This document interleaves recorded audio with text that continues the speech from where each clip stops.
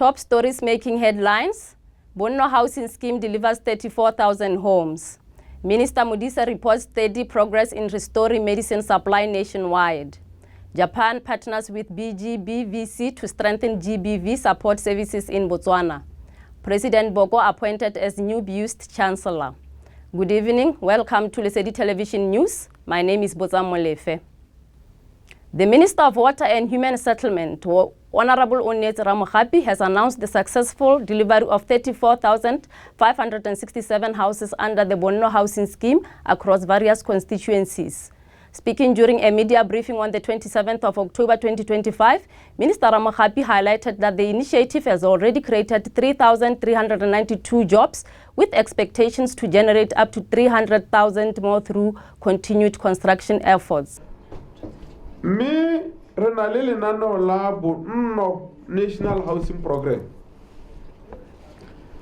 Le aring salami Ruben Pitira Pita mo Facebook nga barenya ki bidwa Ramato ki bidwa Rabonno. Le nano le ba re tsole haleta manti. Recette Agilemato are different stages across the constituencies. Ale 34,567. Matuaneya. Me bagaitso re itshwaragantse le bangwe. Ba di private sector me bile gape re ntse ra ikuela gore private sector a re kopaneng tirui. Ba mo rupile ba tsholeditse letsogo ba tshopisi le bone ba tsholeditse letsogo ke sengwe se re se lebogelang hela thata mme mo gone matona dipalo tse tiro tsa bona tse e leng gore ba gaetsho re di solehetse mo matung otlhe a ra dirang di kana ka 300,000 so bona gore re patile 100,000 te ka mebile re di isitse ko tase ka gore kana ditiro tsa rona le gakologa le gore re na le bo ba ba dirang ditena mo go teng indirect jobs ba ba dirang ditena ba ba dirang di-tile ba ba dirang disanke jalo hela le ba bangwe go tsana ko so mme hela ha we lebella gore nya matwale ha o re nya ntu bogolo ha o re ga wa ene tore ha mantu ala 100,000 o tsenya batho ba le bararo o gore o hokotsa hela gore nya mme ntu ngwe le ngwe ta go ya ke batho ba le bararo e le gore gone the actual fact ntu ngwe le ngwe ya go ya ke batho ba le 6 e re nela 300,000. He further revealed key ministry achievements over the past year, including a 50% reduction in water tariffs, saving households approximately 450 million pula, and the installation of 49,800 smart meters. Despite facing cash flow challenges, the minister emphasized his ministry's commitment to improving the living standards of Botswana and addressing inefficiencies inherited from previous administrations. Me puso ya rona ministry wa me ra nna ha batse ra re kana batho ba bangwe ba kgaolotswe metsi ba le bantsi ga bana go mo go teng access to water ba taka mo go teng boitshwarelo a re itshwarele batho re ba hokoletse sekoloto ka 50%. No ka re ke toro e ka se ke diragale gore ka ha le bua ka gore madi gayo ka ha le bua ka gore ya no le hokoletsa batho metsi sekoloto sa metsi mme ra hokoletsa batho Botswana sekoloto sa metsi ka 50%.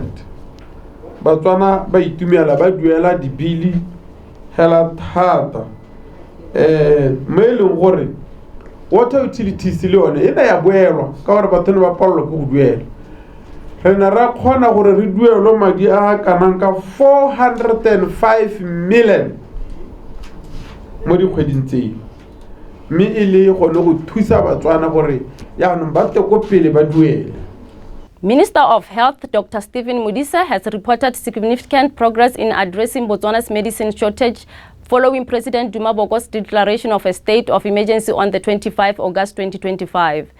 Speaking at a media briefing, Dr. Modise said medicine availability in hospitals has risen to 30% with a target of 90% in the coming months.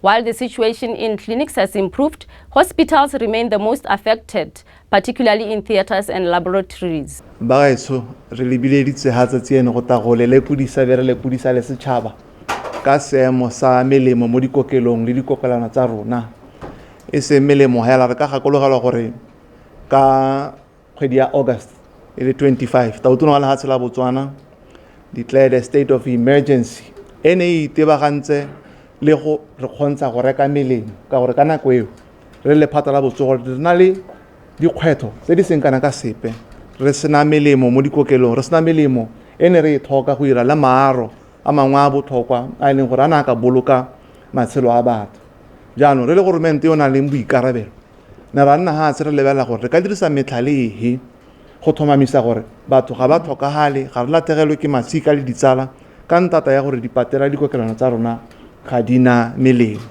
mme tautona o na re rebola ibile a thoma lekoko steering committee jalo le task force ene itebagantse le gone go rurahatsa gore melemo ya rekwa ka nako eo. The primary challenge for us remains at our hospitals. They are the most affected by shortages and low levels of specialized commodities, especially for theater, laboratories, and emergency care. This is compounded by the fact that all other facilities refer to them. Ladies and gentlemen, in the past few weeks, we have experienced low volumes of antiretroviral drugs, forcing us to reduce the quantities given to patients. He acknowledged communication lapses as one of the key challenges and cited the high cost of procurement as a major hurdle.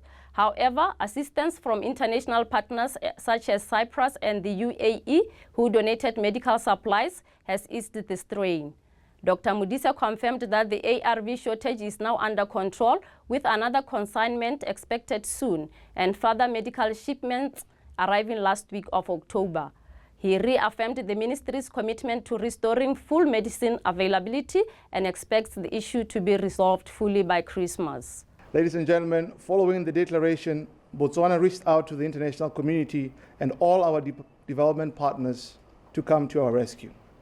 I am happy to inform you that many did indeed come to our rescue. Cyprus and the United Arab Emirates were some of the first countries that came to the party by donating some medicines and medical commodities to us. Locally, HB Botswana, Cos Pharma Investments, and also Maun Private Hospital, as well as La Grace Medical Center, were some of those who donated to us. The World Health Organization also came to our assistance and continue to stand by our side. There are many others who did. We still await delivery of donations from other friendly nations and institutions such as the Antwerp Diamond Center. Some pledged their solidarity and products and are still being manufactured for us. We are expecting them over the next couple of weeks. To get immediate replenishment of critical items, we floated requests for quotations from local and regional suppliers. This was done to support the local businesses and to ensure that products available in the country are procured in the shortest possible time. The downside of this approach, however, was that emergency procurement is normally more expensive than normal procurement. While this was going on, we also engaged international suppliers and aggregators, intentionally approaching those who have supplied us in the past or those that are non-profit or humanitarian in nature in order to limit the costs incurred. These were found to provide quality products at lower cost. Even when transport and insurance were factored in, they were still at lower costs.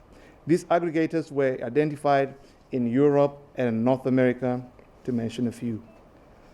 Minister in the Presidency, Moeti Mohasa, speaking on behalf of the President at the Botswana Mining Show, called for a more inclusive approach to mining. He said the government is advancing local content frameworks to boost citizen participation through procurement, supply chain involvement, and the service provision.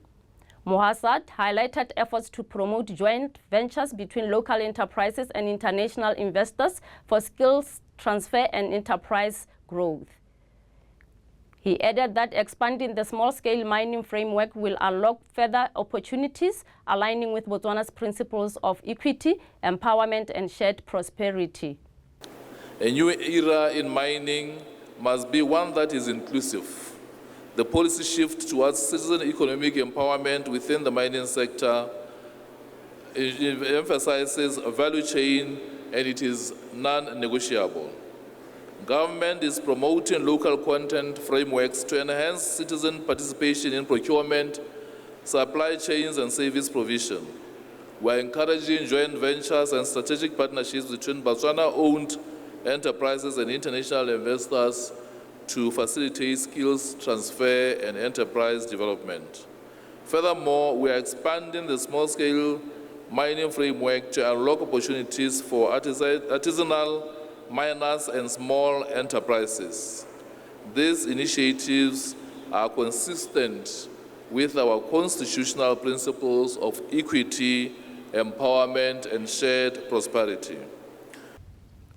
Despite facing turbulent global conditions, African nations continue to demonstrate economic resilience. According to the Absa African Financial Markets Index 2025, the past year difficult macroeconomic environment shaped by trade uncertainties and geopolitical tensions had slowed progress for many economies on the continent.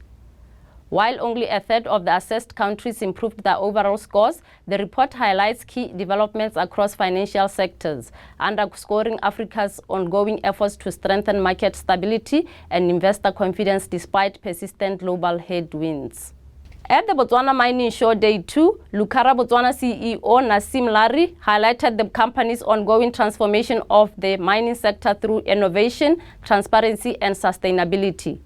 She reported the recovery of 399.215 carats and outlined Lucara's $203.9 million contribution to Botswana's economy, including $30 million for employees and $23 million for community investments with a 99% local workforce. What's important about us as Lucara Botswana is we are game changers, we are trendsetters in the industry. We only came to live in 2012, but we've made history in every year that we've come alive at Lucara Botswana. Why? Because we employ technology. Technology is really, really important for us at Lucara Botswana. We are the first company to implement XRT machines. These machines would typically be used in an environment where recycling was big, or is big, or in the fruit industry. The fruit industry being production of apples, production of tomatoes.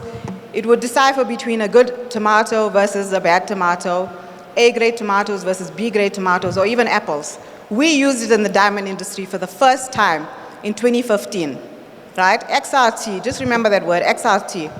Typical technology, depth tech technology, extracts diamonds because of the luminescence of the diamonds. We lost our diamonds through that because our diamonds do not luminesce. Our diamonds do shine, yes, but there's an element of luminescence that's not there. So the XRTs recover through carbon content. And because of that, we are able to extract at the maximum point, which is 98% versus a 95%. And that 5% loss is big. We've reduced that loss, right, to literally 2%. So tailings for us, not a big issue, right? But then again, who are we? We are, talking about investing in people. That is really, really important. You've heard that with the pastor. You've heard that with the individual from Cicero. Our people are very important. Without our people, we wouldn't be able to run this amazing mine, right? I will say we are trailblazers and trendsetters because we have employed technology to assist us to maximize the asset that we have. We are a 350 to 400,000 carat mine. Typically, what you've heard earlier on about Botswana, they sit in the 20 million carat recovery. So look at the difference. But we are shining in the world. Why? We are the only mine on the planet, guys, we're not even talking Mars here, on the planet that have recovered 9 stones in excess of 1,000 carats because of the technology that we employ. We are spending, our forecasted spend is about 764 million US dollars, 10 billion pula. That brings us to 2040. And why are we excited about 2040? In an interview with Lesedi TV, Lucara Botswana Mining Director Nasim Larry described the company as a trendsetter and trailblazer in the diamond industry. She highlighted Lucara's embrace of cutting-edge technology, particularly the use of X-ray transmission, XRT technology, which has revolutionized diamond recovery and enabled the extraction of some of the world's large diamonds. A very good day to you, Ms. Nasim Larry. How are you? I'm well, thank you. Thank you. My name is Lami and I am from Lesedi TV.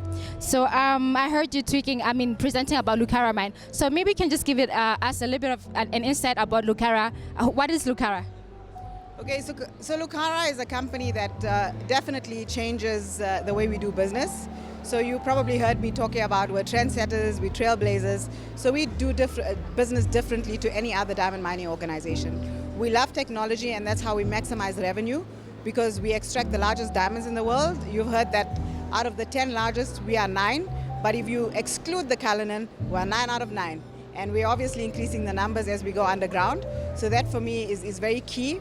And it's not about the extraction of the diamonds, it's about our people and also our communities who are key stakeholders as well. Amazing. I heard you mention the word technology. So I have a question regarding on that. So what new technologies is Lucara using in diamond mining? So we use the XRT technology, which is X-ray transmission. And when we use the technology, it's about extracting with the carbon footprint, right?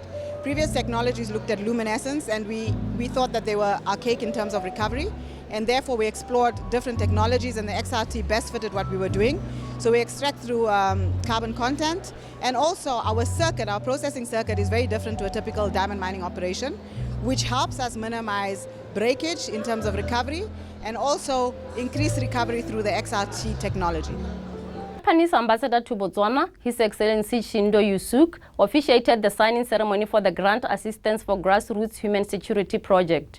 The $84,942 US grant will fund the construction of gender-based violence, GBV shelters, reaffirming Japan's commitment to human security and emphasizing that the fight against GBV is not forgotten globally. There is a great number of survivors, including women who experience stigma to intimate partner violence, and the links between intimate partner violence stigma and poor mental health, depression, anxiety, post-traumatic stress, there's a strong connection. So as communities, we need to support these women to accept them and to encourage them to get help, whether it's inside the family, if they can't get that help there, to seek it outside through providers like the Botswana Gender-Based Violence Prevention and Support Center. Because not getting help has not only that risk of further violence and injury, but mental health that sometimes we don't see those on their faces or on their bodies. Ms. Lorato Moalusi, CEO of Botswana Gender-Based Violence Prevention and Support Center, said the grant will mainly fund expansion of shelter facilities with operations already underway in Francistown, Gaborone and Ghanzi. She noted that the centers provide critical services, including medical support, counseling and psychosocial assistance to survivors. Moalusi added that the shelters were very secure and safe, that no perpetrator can ever stalk their victims. My name is Lorato Ruth Moalusi. I am the Chief Executive Officer for the Botswana Gender-Based Violence Prevention and Support Center, which is a non-governmental organization working in Botswana in the prevention of and the response to gender-based violence. And we do that through different services, counseling services. We have shelter, temporary and emergency shelter services, which is the reason why we are here today. We also do legal and medical services. Yes. When we say 800 survivors admitted into shelters, we are talking about people that have been able to come and seek services and they were eligible to be in a shelter. For someone to be eligible to be in a shelter, they have to be in imminent danger. I always explain it by saying that that means that if we left that person in their environment, wherever they are, they could lose their lives. So those are people that we bring in so that they can receive protection, and they can also process what they are going through and make decisions about their self-agency. Our shelters are in undisclosed locations, but we do have our drop-in centers, which is our administration places where we operate from, where we do counseling service and all the other services that I have said. So anybody who needs to access us accesses us through our drop-in centers. And then when they are at the drop-in center and they are eligible for shelter, they want to be admitted in the shelter, we take them to these undisclosed locations. So a place which is open to the public is the drop-in center, and sometimes perpetrators do come to the drop-in center, at times with the survivor, or they are called in when and if the survivor needs to have a conversation with them. So that is how they will find out. They know. It's open to the public. The President of the Republic of Botswana, Advocate Duma Boko, has officially accepted the role of Chancellor of the Botswana International University of Science and Technology, BIUST, for a 5-year term in accordance with Section 6(1) of the BIUST Act of 2006. He succeeds former President Dr. Festus Mogae, whose term ended on 13 November 2023, becoming the second Chancellor since the university's establishment. Preparation for the inaugurations are currently underway, with the date to be announced in due course. On other news, Tapong Visual Arts Center Admin Officer Thelma Kibinaona Fitile says many people still don't know about the center. She's working hard to raise awareness through social media and events. Afitile invited both new and established exhibitors to showcase their talents and products, urging the public to support local brands by buying, not just viewing, during the exhibitions. My name is Thelma Kibinaona Fitile. I'm an admin officer here in Tapong Visual Arts Center, and the organizing project manager. Most of the events that are held here in Tapong, I'm the one who is hiring event place for different people. This place can be hired for birthdays, parties, and all the likes. But this event today, I organize it so that most people know Tapong. Most of the people, when we are out there at, let's say, GICC mostly, that's where we were most invited. Fairgrounds, people don't know Tapong. They don't even know what is done here in Tapong or what is happening in Tapong. So by doing this event, I just wanted people to come this side. That's why I advertise it on social media and other marketing like Flavor Dome. I was at the Flavor Dome to advertise it at the radio, so that people can know Tapong and come and see Tapong and what is done here. And also to just lift up small businesses. Like you see, we have people who are selling food, clothing, and different things. And those things that are done by those people, handcrafts. So I just can say that Botswana can come to Village Gaborone to see Tapong. Coming to Tapong is free.